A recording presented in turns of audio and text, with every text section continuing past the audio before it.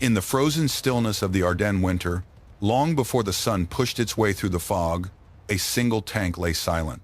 Its steel frame, feared across continents, now breathed only the faint echo of a dying engine. For the men standing beside it, the silence said more than any report ever could.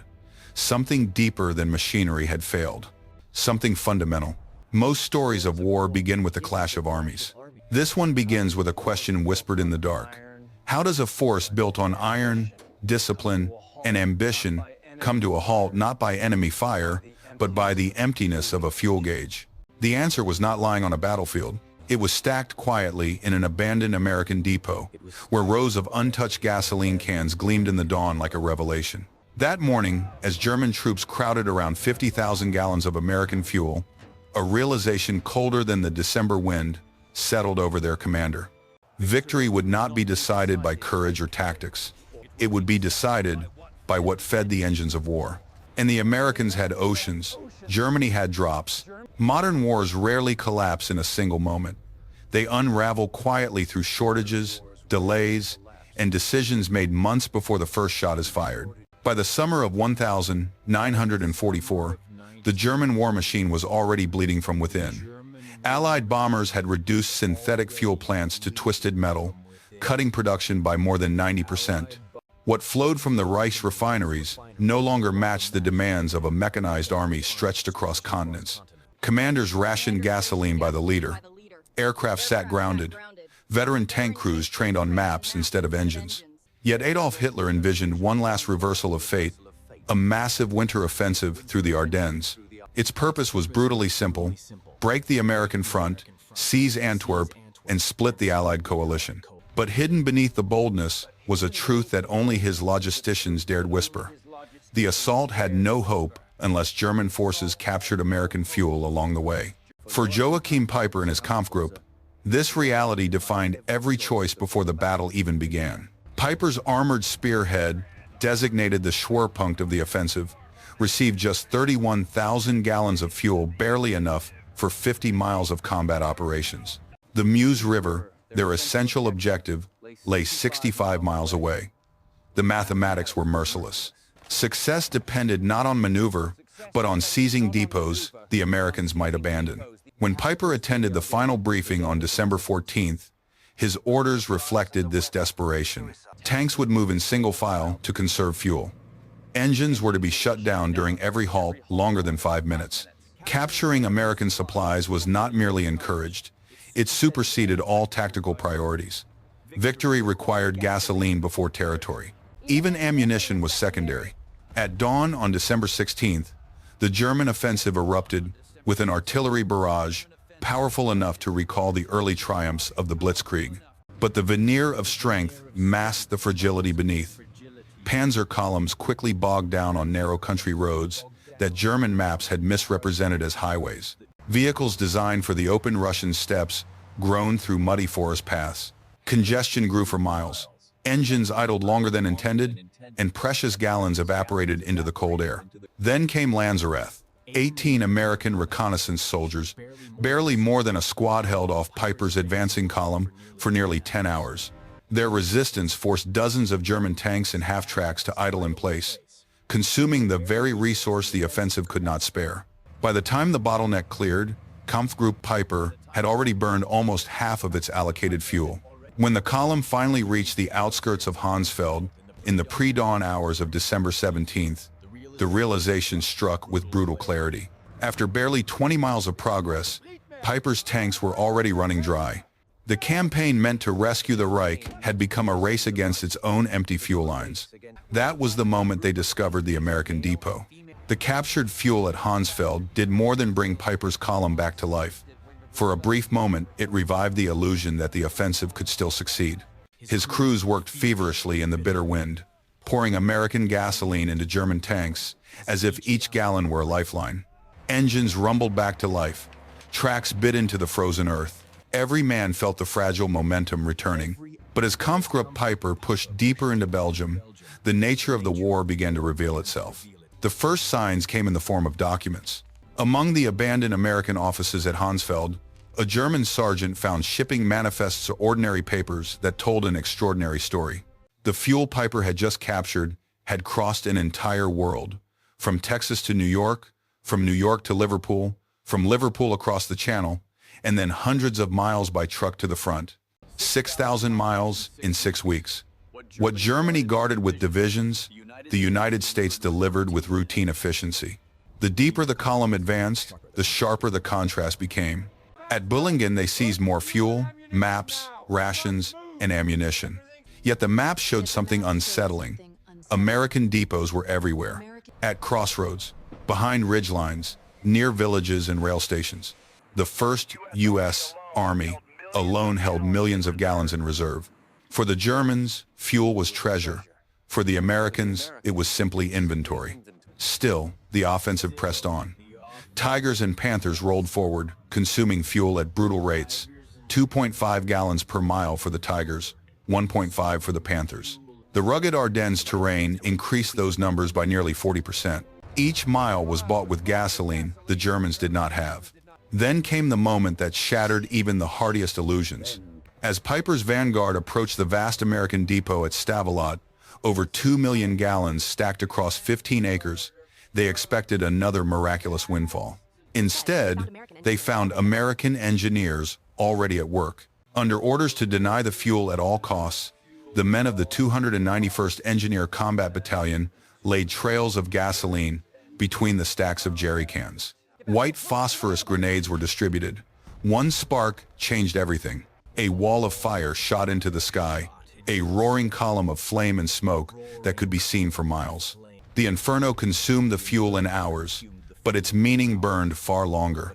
The Americans could afford to destroy more gasoline in an afternoon than the Germans had received for the entire offensive. As the flames reached 1,000 feet, Peiper's men understood what the numbers had been trying to tell them for months. The enemy possessed abundance beyond comprehension, and the contrast only grew sharper. The Red Ball Express 6,000 trucks, running night and day, delivered more fuel in a single week than Peiper's entire army group would see in a month. Pipelines laid under the English Channel pumped 1 million gallons a day into France. Standardized American vehicles burned fuel efficiently, carried interchangeable parts, and were replaced faster than Germany could repair its own. The summit of the offensive had been reached, but it was not marked by triumph. It was marked by the realization that the German advance was climbing a mountain made of numbers they could never overcome. By December 19th, the illusion of momentum had collapsed. Kampfgruppe Peiper was still fighting, still maneuvering, still pushing toward the Meuse, but the fuel gauges told a harsher truth. Each engagement burned more than the column could capture. Each mile forward was borrowed time. Reports from maintenance units grew more desperate. Panthers abandoning the march because their tanks ran dry, Tigers left behind on roadsides like gutted monuments to a fading ambition. At Stoumont, the weight of the crisis became undeniable. German crews fought fiercely, but every maneuver cost gallons they could never replace. Peiper consolidated what remained perhaps 8,000 gallons in total. Barely enough for one final attack or a retreat, but not both. He chose to press on, knowing that strategy had long since given way to survival. Meanwhile, the Americans were preparing for January operations with a scale of planning unimaginable to their opponents. Brigadier General Maurice Gilland requested 245 million gallons for the coming month. The request was approved without debate. On the same day, USC-47 transports flew hundreds of sorties into the besieged town of Bastogne, delivering more fuel to a single surrounded garrison than Peiper's entire formation possessed at its peak. Clear skies on December 23rd sealed the German fate. Allied aircraft took to the air, P-47 seconds, B-26 seconds, and fighter bombers each burning fuel by the hundreds of gallons every hour. One day of air operations consumed more gasoline than Germany had allocated for its entire winter offensive. Bombs fell on roads, bridges, and supply lines, turning the German advance into a patchwork of isolated pockets. That night, Peiper faced a decision that no commander wants to make. With the encirclement tightening around L'Église, the last drops of fuel were pooled into a handful of vehicles.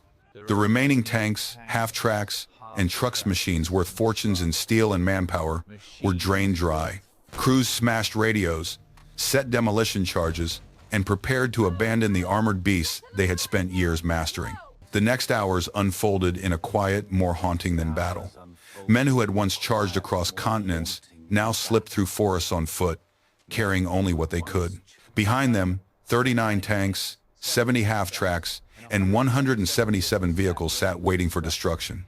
When the explosions came, they lit the night with brief bursts of orange, final markers of a force that had moved 60 miles, captured depots, shattered towns, and yet had been defeated not by an enemy maneuver, but by the simplest arithmetic of war. Of the 5,000 men who began the operation with Kampfgruppe Peiper, roughly 770 would return.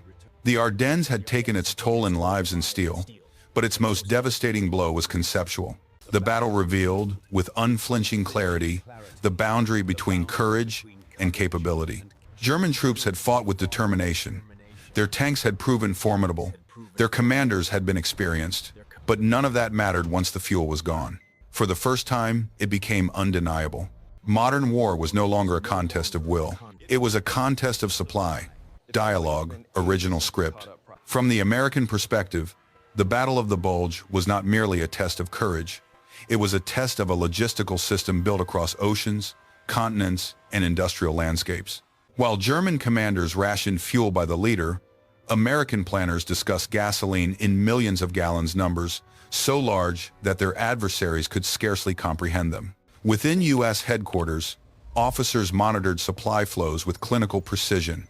Colonel James Snyder recorded daily fuel receipts and expenditures, noting net gains even during heavy combat. To the Americans, fuel was not a luxury. It was an expectation produced in quantities unmatched by any other nation on Earth. The East Texas oil fields alone pumped more petroleum than all of German-occupied Europe combined. This abundance shaped world opinion. Observers across Allied nations saw the Ardennes as proof that industrial democracy could outproduce authoritarian militarism. Britain, still recovering from years of rationing and bombings, marveled at the endless convoys rolling off American ships. The Soviet Union understood the message as well. Behind every American soldier stood a vast engine of factories, refineries, pipelines, and workers whose output seemed inexhaustible. At a strategic level, American doctrine emphasized mobility above all. Tanks, trucks, and aircraft were built around standardization, parts interchangeable, maintenance simplified, fuel consumption efficient. A Sherman tank burned roughly a third of the gasoline required by a Tiger. U.S. Trucks averaged 8 miles per gallon under load, and when one broke, it was often faster to replace the entire vehicle than to repair it. To the Americans, destroying millions of gallons at Stavelot was not an act of desperation. It was an act of confidence. They could afford it. World leaders understood the implications. After the war, at Nuremberg, German generals repeatedly cited logistics, not courage, not tactical failure, as the decisive factor of 1944. They acknowledged that the United States had rewritten the nature of modern warfare. Battles would be determined less by generals in the field and more by supply officers, engineers, and industrial workers thousands of miles from the front. The world had stepped into a new era. Logistics was no longer the hidden backbone of war. It was the war. Today, the Tiger tank that once led Kampfgruppe Peiper stands silent in a small museum at La Gliese. Its armor is intact. Its gun is intact. Even its tracks, though weathered by decades, still rest exactly where the crew abandoned them. Only the fuel gauge tells the real story. It sits frozen at empty, a quiet monument to the moment when tactical brilliance met logistical reality and lost. Visitors often ask why such a formidable machine was left behind. The answer is not found in the scars of battle, but in the invisible threads of supply lines stretching across nations. That December, Germany lost not because its soldiers fought poorly or because its tanks were inferior. It lost because its engines were starved, while American engines were fed by an industrial system vast enough to circle the globe. The legacy of Honsfeld and Stavelot reaches far beyond the Ardennes. It marked the end of the romantic myth that wars are won solely by bravery, bold maneuvers, or the genius of generals. The truth was harder, colder, and more enduring. Modern warfare is a contest of production, fuel, transportation, and the relentless capacity to sustain movement. Courage matters. Skill matters. but without supply, they evaporate like heat on winter steel. Joachim Peiper understood this long before historians put it into words. When he stood among 50,000 gallons of captured American fuel, he glimpsed an uncomfortable reality. What seemed miraculous to him was insignificant to the enemy. What his army needed to survive, the Americans could burn without hesitation. That knowledge was more decisive than any artillery barrage or armored breakthrough. And so the Ardennes became more than a battlefield. It became a lesson, a cautionary reminder that nations rise and fall, not only on the strength of their armies, but on the strength of their foundations, the factories, the refineries, the workers who never see the front but shape its outcome all the same. As you reflect on this chapter of history, consider a question that echoes across decades. In a world where technology and supply lines grow ever more complex, can any nation win a modern war without mastering the logistics behind it? If stories like this help you appreciate the hidden forces that shape our world, feel free to share your thoughts below and join us for the next journey into the depths of military history.